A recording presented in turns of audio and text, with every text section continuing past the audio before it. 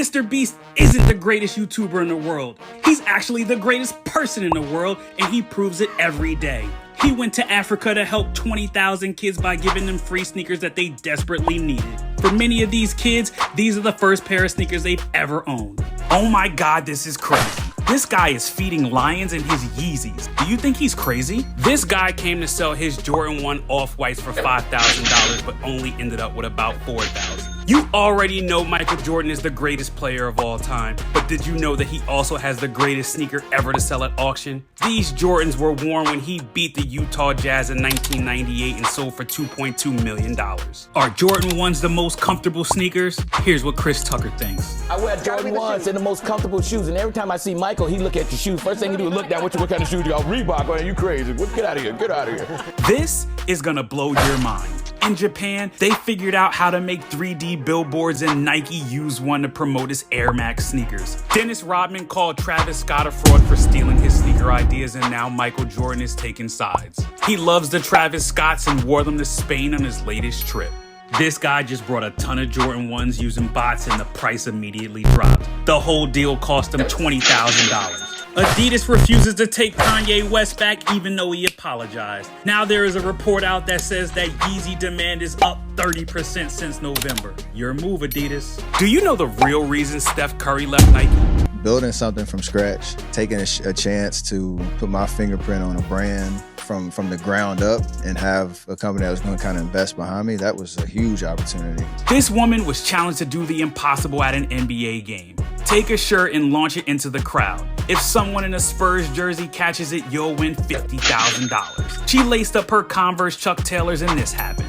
Kanye is in trouble again. He lost a lawsuit with an NYC creative over his Yeezy Shades line, and now he has to pay her $300,000. You won't believe this. Kanye's sneaker empire might be in jeopardy. Elliot Page is reporting that the designer behind the foam runner started his own company to take down Kanye. You won't believe this. When LeBron James was in high school, Reebok offered him $10 million in cash to sign with them. LeBron laughed off the offer because he knew he was worth more. But if he's willing to give me a $10 million check right now, what is it to say that Nike or Adidas is not willing to give me 20 or 30? Meet Jane. She's a talented artist that loves to create. She turned these boring Jordan 1s into a pair of incredible customs. You already know that Nike regretted losing Kanye ever since it happened.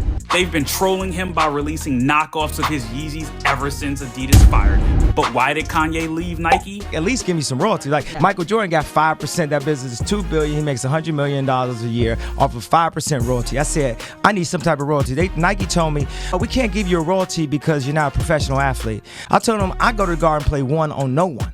In one of the wildest moments in sneaker history, Vans decided to make skate highs into Vans. Two identical 10-foot tall Vans drove around and gave fans sneakers. Did you know that Travis Scott loved baseball? He does, and he wanted to show love to his hometown Houston Astros for winning the World Series. He gave the entire team a pair of his exclusive Jordan 1s. What do Nike and Adidas have in common? They're cutting dead weight.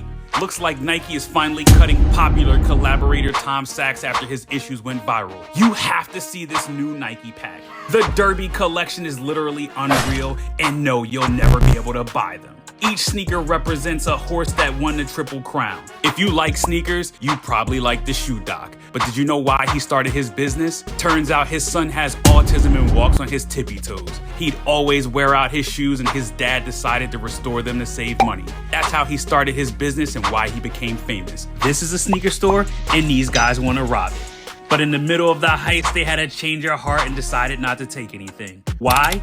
Because the sneaker owner knew they were coming and decided only to store one sneaker in each of the boxes. Sometimes I dream that he is me. Remember that commercial? Well, this guy took it literally. He thought that wearing Jordans would make him fly when he was running from the cops. Remember, Mike would never run from the cops. Rick Ross needs you immediately. His sneaker closet is a mess and he needs it organized. You've never heard a sneaker story like this before. The guy just took his shoe off, and I'm thinking, this is by the way, this show tapes at 10 o'clock at night. It was like a dress shoe, right? It was a dress shoe, and I was like, when I poured it in, I was like, oh, he's been standing in this all day long. Yeah. It's like hot piss. It was hot piss, and I drank it and immediately started gagging. This woman never goes anywhere without her favorite pair of Jordan 3s. So when she tried to break the world record for scoring a basket with a football, she put on these custom Jordans and this happened. Kanye West made a plan to destroy Nike and it worked. Back when Virgil Abloh was alive, they used to travel together and they would see the Nike Roches everywhere. Kanye decided that he was gonna replace them with the Yeezy 350s. Listen to him explain how he did it.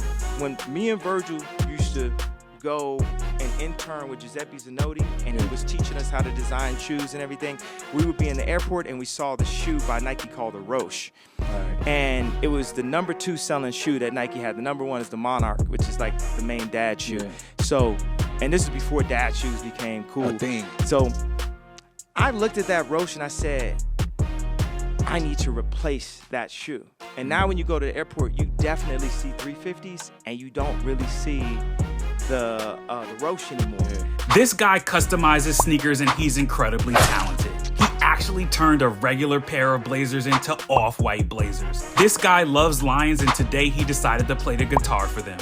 Where do you think he got his courage? I think it's the Yeezys. This guy is a real sneakerhead. If you can't tell, this is the end of a high-speed chase with the cops. The driver gets out and runs for his life. In what can only be called a sneakerhead move, he takes off his sneakers before he jumps in the water. This guy came to the sneaker convention with so much fire that he needed security. Do you think his sneakers were fire or were they trash? Oh my God, this is crazy. This guy is trying to escape a lion wearing Jordan 9s. You won't believe this. Nike created this 3D billboard to promote his Air Force One sneakers and it's unreal. It's like the sneakers are actually there. In 2004, Jacob the Jeweler created one of the iciest sneakers ever.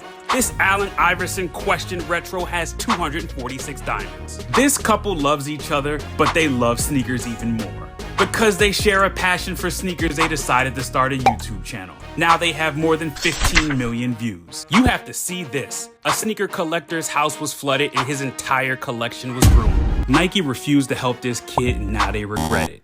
This is Eric Kilborn Jr. and he wears a size 23 shoe. He's been struggling to find cleats until Under Armour promised to make him the biggest pair of shoes they've ever made. Hit the like button if you think Nike was wrong.